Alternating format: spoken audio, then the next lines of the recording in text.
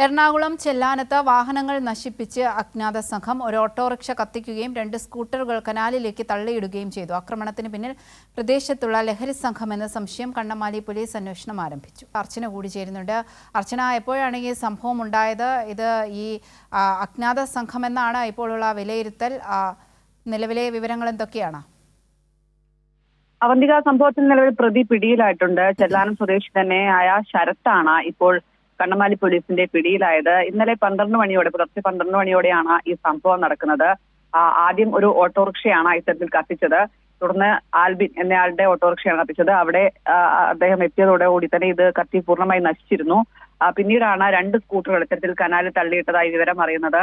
തുടർന്ന് കണ്ണമാലി പോലീസ് വിശദമായ അന്വേഷണം നടത്തുകയായിരുന്നു. ഇങ്ങനെയാണ് ഈ ശരത്ത് എന്നയാളിലേക്ക് അന്വേഷണം നീളുന്നത്. ഈ ശരത്തും ഈ സമീപത്ത് തന്നെ താമസിക്കുന്നയാളാണ്. 100 മീറ്റർ താഴെ മാത്രമുള്ള സ്ഥലങ്ങളിലാണ് ഇത്തരത്തിൽ വാഹനങ്ങൾ ഓരോ ഇടങ്ങളിലായി ഇദ്ദേഹം ഇങ്ങനെ നശിപ്പിച്ചത്.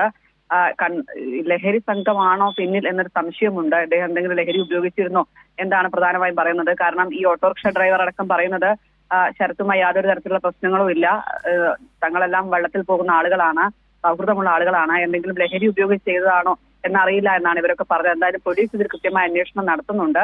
പ്രതി എന്തായാലും നിലവിൽ ഹാർബറിൽ നിന്നും, ചെല്ലാനം ഹാർബറിൽ നിന്നാണ് ഇപ്പോൾ പോലീസിന്റെ പിടിയിലായിരിക്കുന്നത്.